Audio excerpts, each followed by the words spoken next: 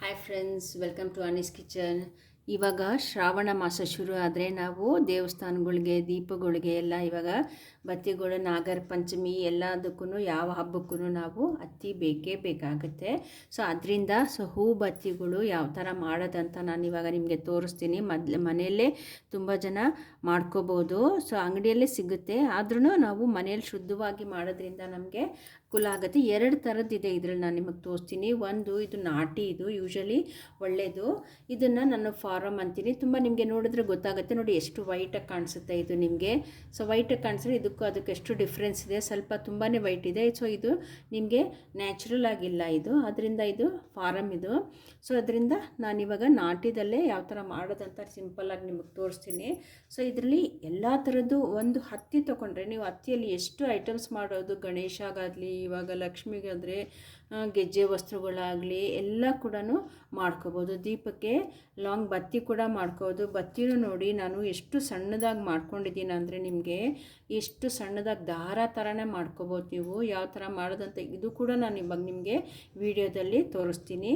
So ಇದೇ ಥರ ನೀವು ಮನೇಲಿ ಮಾಡ್ಕೊಳ್ಳಿ. ಸೊ ಇವಾಗ ಇದರಲ್ಲಿ ನಾವು ಯಾವುದಾದ್ರು ಒಂದು ಎಳೆನ ತೊಗೊಳ್ಬೋದು. ಒಂದು ಎಳೆನ ಕ್ಲೀನಾಗೆ ಬಿಡಿಸ್ಕೊಂಡು ಒಂದು ಎಳೆನ ನಾನು ತೊಗೊಳ್ತೀನಿ. ಸೊ ಒಂದೇ ಒಂದು ಎಳೆ ಸಾಕು ಮಾಡೋಕ್ಕೆ. ಸೊ ಒಂದು ಎಳೆಯಿಂದ ಎಷ್ಟೊಂದು ಮಾಡ್ಬೋದು, ಎಷ್ಟು ಕ್ಲೀನಾಗಿ ಎಷ್ಟು ಚಿಕ್ಕದಾಗೂ ಮಾಡ್ಬೋದು, ದೊಡ್ಡದಾಗೂ ಮಾಡ್ಕೋಬೋದು ಅಂತ ಕ್ಲೀನಾಗೆ ನಾನು ತೋರಿಸ್ತಾ ಇದ್ದೀನಿ. ಸೊ ಮೊದಲಿಗೆ ನಾನಿವಾಗ ಹೂ ಬತ್ತಿ ಯಾವ ಥರ ಮಾಡೋದಂತ ಮೊದಲಿಗೆ ತೋರಿಸ್ತೀನಿ. ಸೊ ಇದೆಲ್ಲ ನಿಮಗೆ ಅಂಗಡಿಗಳಲ್ಲೂ ನಿಮಗೆ ಈ ಬತ್ತಿ ಸಿಗುತ್ತೆ.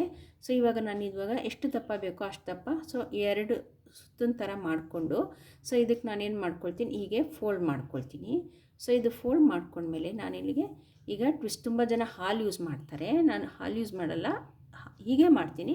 ಆಗಲ್ಲ ಅಂದರೆ ಮಾತ್ರ ಸ್ವಲ್ಪ ಗಂಗೆ ಜಲ ಅಂದರೆ ನೀರನ್ನು ನಾನು ಯೂಸ್ ಮಾಡ್ತೀನಿ. ಸೊ ಇದಕ್ಕೆ ನಾನು ನೀವು ಎಷ್ಟು ದಪ್ಪ ಬೇಕೋ ಅಷ್ಟು ದಪ್ಪ ಮಾಡ್ಕೋಬೋದು. ಸೊ ಅದರಿಂದ ಅದೇ ಬತ್ತಿಯಿಂದ ನಾನೇನು ಮಾಡ್ತೀನಿ, ಸ್ವಲ್ಪ ತಗೊಂಡು ನಾನು ಕ್ಲೀನಿಗೆ ಇವಾಗ ಹಿಂಗೆ ಫೋಲ್ಡ್ ಇದರ ನೋಡಿ ಈ ಥರ ಟ್ವಿಸ್ಟ್ ಅಷ್ಟೇ.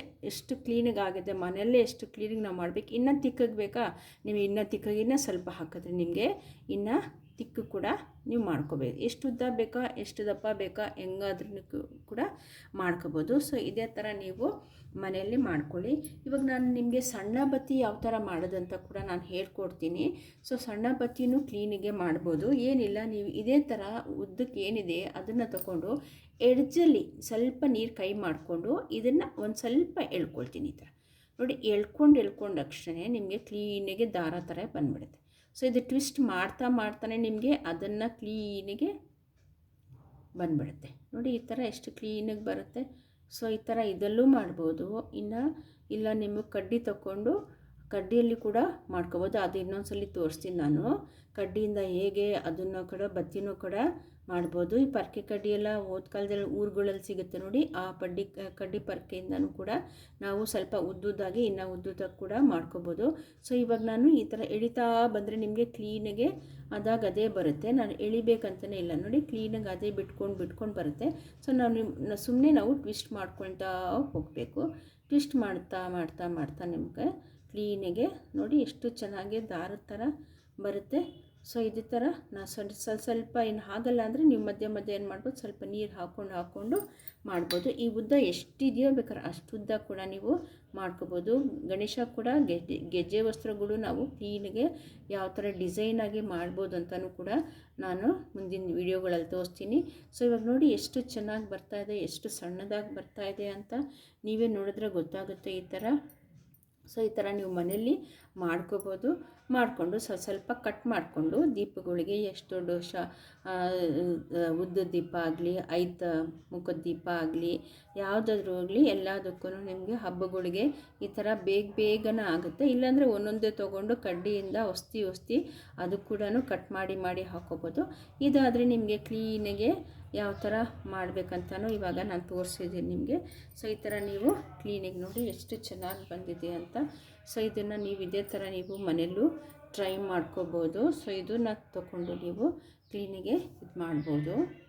ಸೊ ಕ್ಲೀನಿಗೆ ಈ ಥರ ನಾವು ಮಾಡಿಕೊಂಡು ನೀವು ಮನೆಯಲ್ಲಿ ಟ್ರೈ ಮಾಡ್ಕೊಳ್ಳಿ. ಸೊ ಈ ವಿಡಿಯೋ ಇಷ್ಟ ಆದರೆ ಲೈಕ್ ಮಾಡಿ, ಶೇರ್ ಮಾಡಿ, ಸಬ್ಸ್ಕ್ರೈಬ್ ಮಾಡಿ. ಮುಂದಿನ ದಿನಗಳಲ್ಲಿ 9 ಎಳೆ, 10 ಎಳೆ, 21 ಎಳೆ ಗಣೇಶಗೆ ಯಾವ ಥರ ಮಾಡೋದು ಅಂತಲೂ ನಾನು ಕೂಡ ಹೇಳ್ಕೊಡ್ತೀನಿ. Thank you for watching.